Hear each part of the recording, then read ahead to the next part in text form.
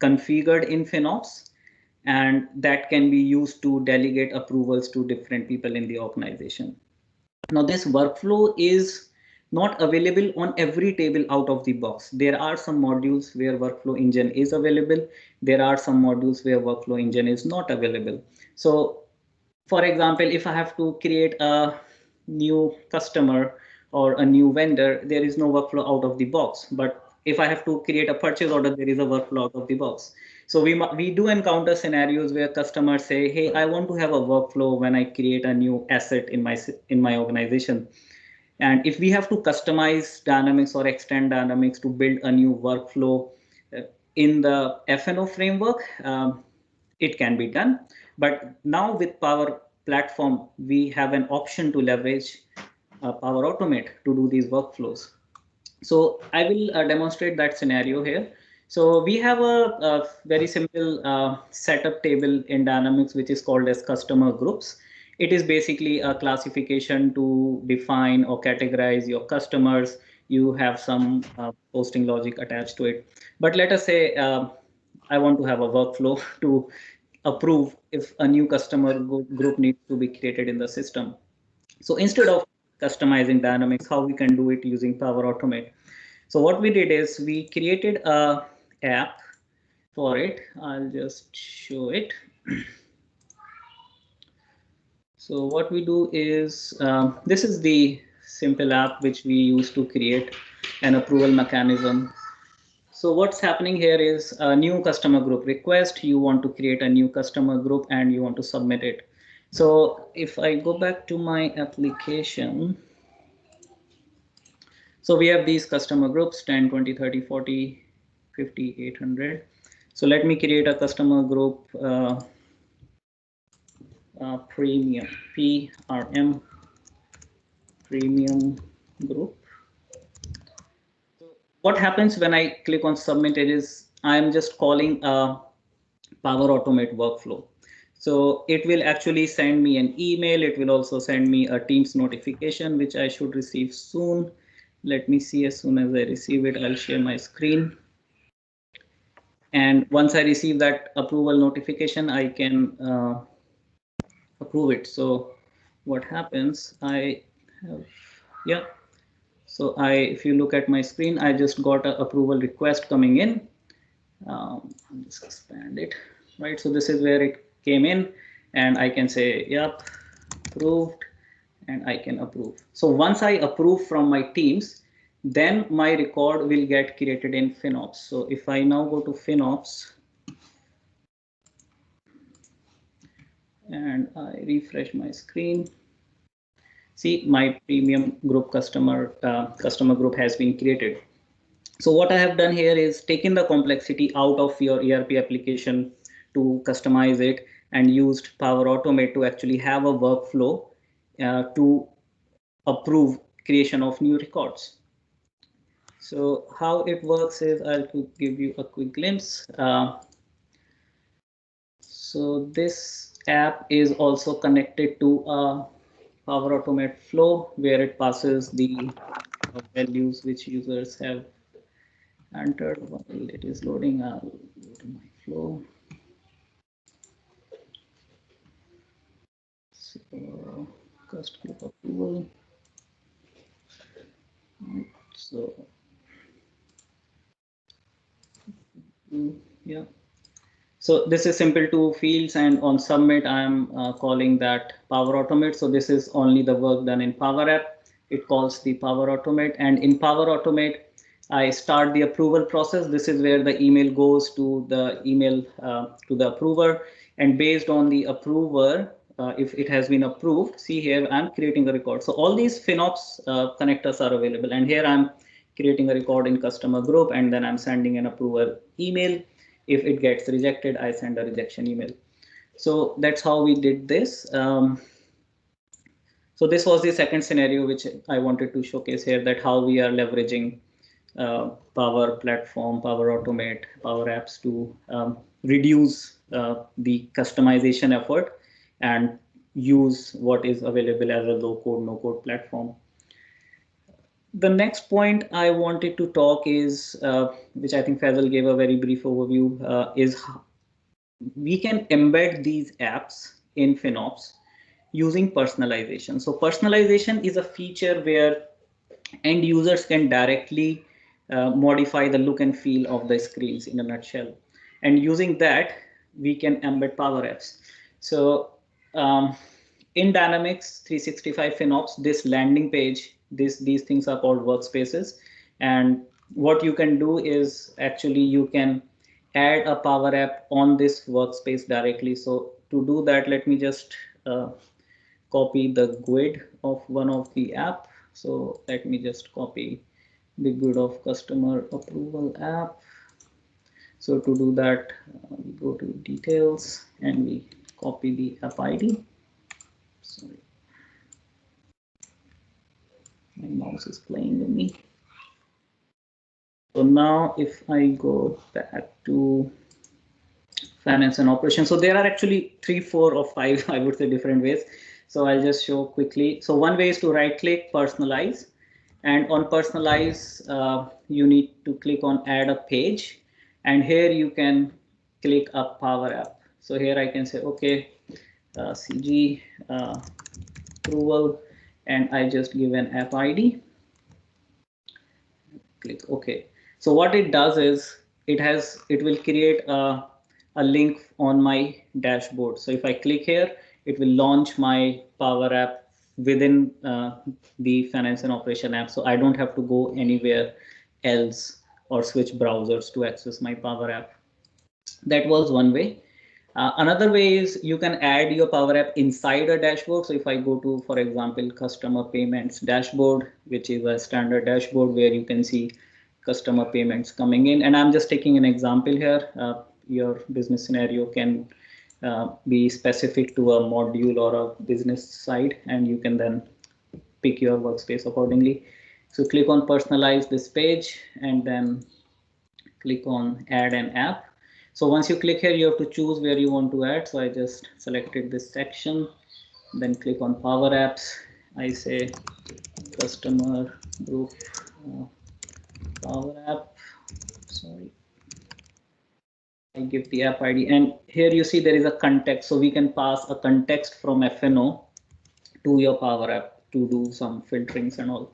So now that I have done, you will see that my Power App is embedded within my workspace. So if I go back and come back to my customer payments, every time I launch my dashboard, I have access to my Power App. Third option is, let me take another dashboard. So let's say not this one, maybe I need something with which has some groups in it. Let me go to fixed asset management. So in this case, in the previously I added here. Sorry. Now what I'll do is I'll personalize this screen and I will add an app, and this time I'll select the header and then I click add an app. Say group, app ID, I click insert. So what happens now, if you see, that app is actually available as a tab page on the workspace. So instead of opening up every time, at the moment I launch workspace, I can launch it with a particular tab within my workspace. So we have done how many? Three so far. Next, let's look. So here you see, this is the power of the finance and operations platform. The end users get a lot of personalization powers. Personalization is not a replacement of customization. So if you want something to be embedded all the time in all the forms, you can actually add a Power App control through Visual Studio. So let's add so we are on a customer detail page. One way to add an app is you click here and go to add an app. And again, same thing, the CJ, I'll just add. This is where you can pass a context. So if I show you the lookup, you can actually pass the unique customer account number from the FinOps.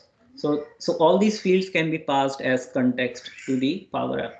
And here you can define legal entity access. I'm not going too deep into FinOps here, but if I click insert, So now what happens if you are on a customer screen, you can click here and you can access your Power App from here. So this is another way. So for example, if you are on a vendor payment screen, you have a Power App or Flow which is sending some documents, you can embed it here and you can look side by side.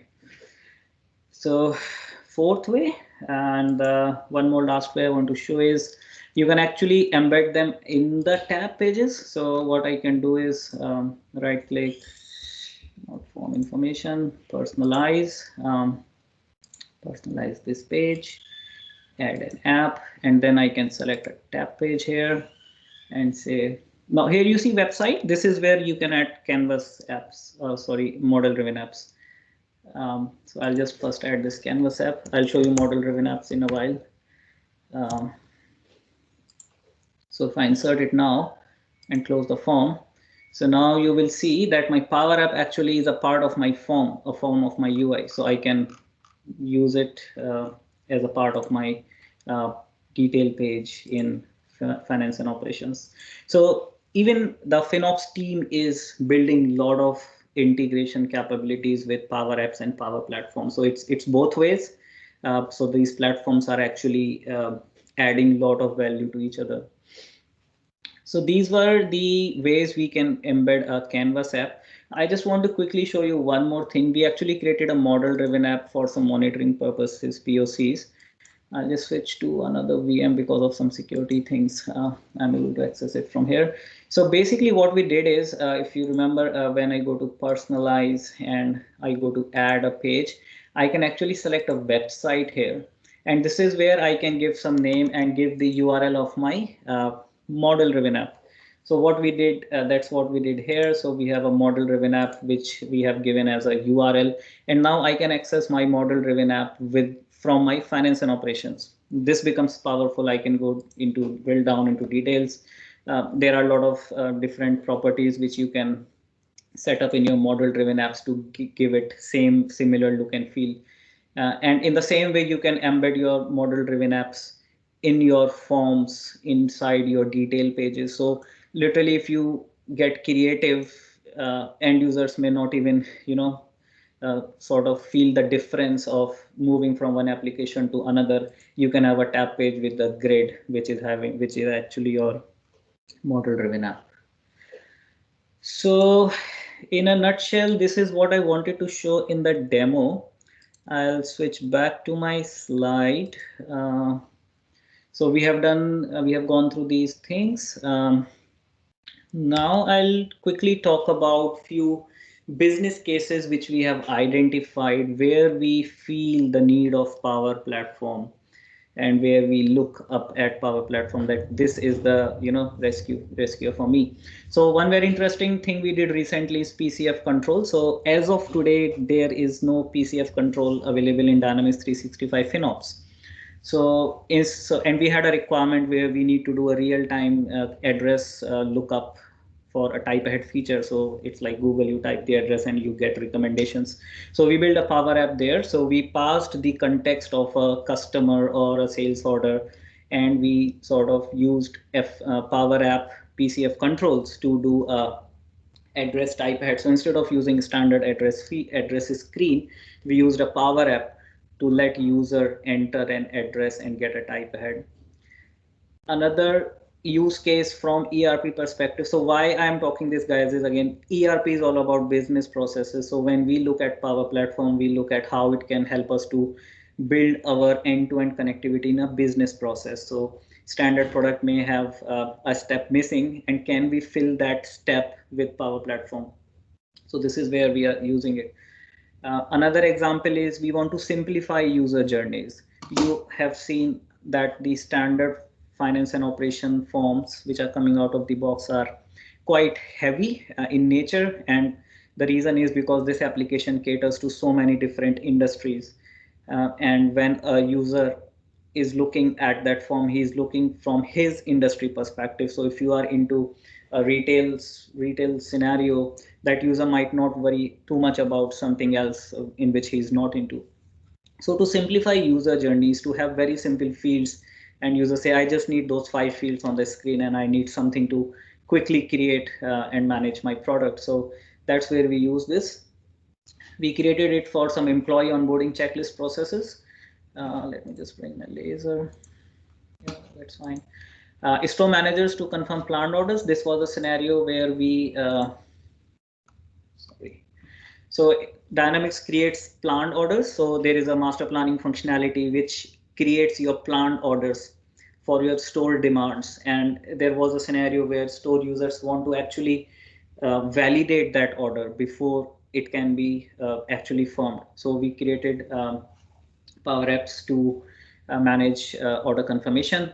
Track and trace scenarios where we have to call order tracking websites. We pass that context from FNO and we get the delivery status. In home building industry, this is widely used for site inspection, for your color selection documents when customers are walking into your design studios. And all these processes require something mobile, something handy, where in your sales reps can talk to your customers. So that's where we are leveraging it. We are using it for inventory registrations in Dynamics. So for example, if your customer is not using advanced warehousing, which has the mobile experience, but they're using basic warehousing, and then they need some very basic flavor of mobility in their warehousing, that's where these use cases were identified. Sending out notifications through third-party logistic providers when confirming orders. So this was a scenario in a big Australian company where whenever a purchase order is confirmed, they need to notify a third party to start fulfilling the orders, and they get back a confirmed delivery date or few more order updates. So to build all these integrations, we can use Power Platform. UI flows, which is another powerful component in Power Platform to do repetitive tasks. So there are some tasks in Dynamics which require some manual input, but they need to be run every month. For example, exporting trial balances on a SharePoint list.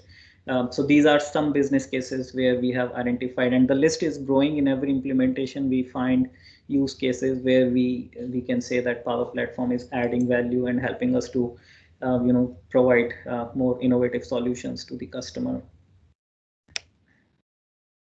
So in a summary, Power Platform is influencing the way we implement ERP products, and it is actually influencing in a positive way. It's adding value.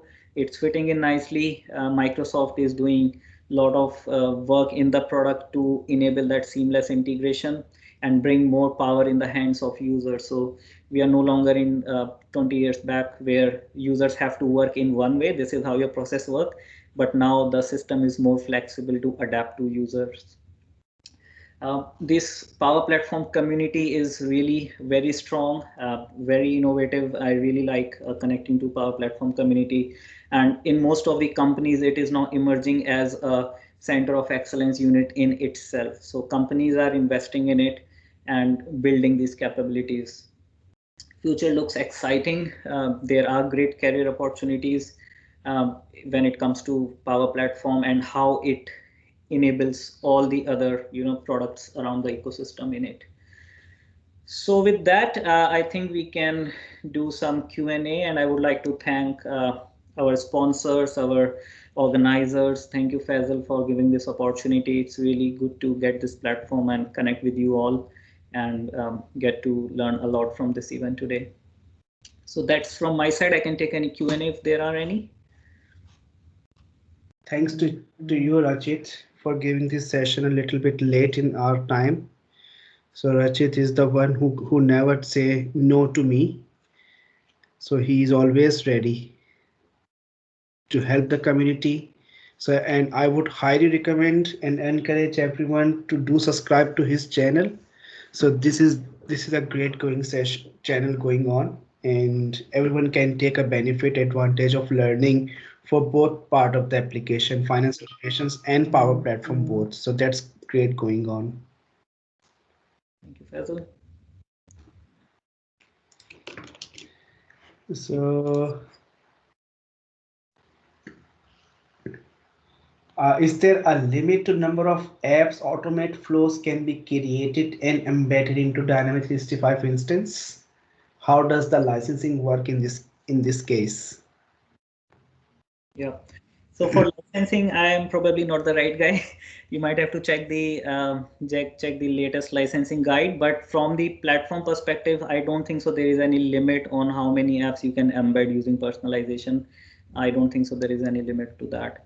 But to be realistic, I mean, how many apps you would embed for one user? So, and that's where we need to streamline the thought process. That if I am accounts payable clerk, I'm doing my payment processing, then I probably may not need a app for my site supervisor. But yes, from platform perspective, I don't think so there is any limit. There are different type of licenses. There is a default capacity coming in the base licenses. So I think to get an accurate count on license, please refer to the latest Dynamics guide.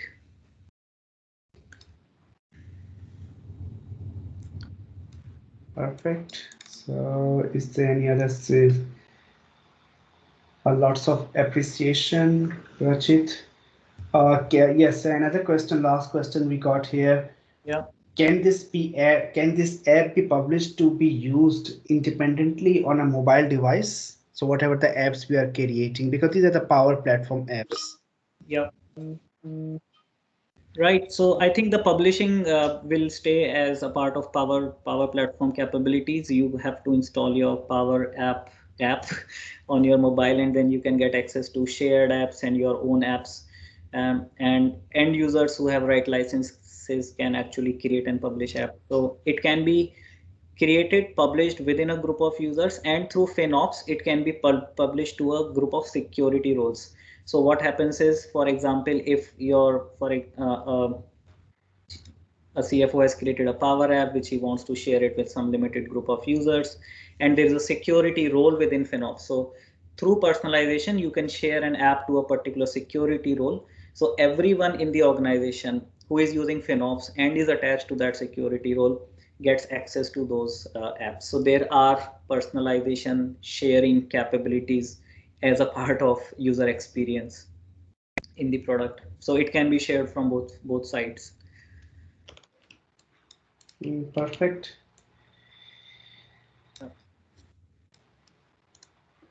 I don't see any other questions. If anyone has any questions, please feel free to ask. We are just about to close the event.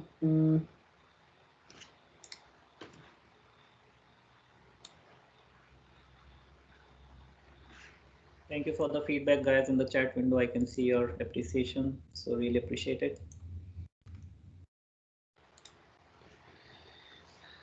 I think so. That's it. Great. Thank you. I'll switch off my video and back to you, Faisal. Perfect. Thank you so Thank you, much, Rachit. Rachit, and thank you everyone for joining us today.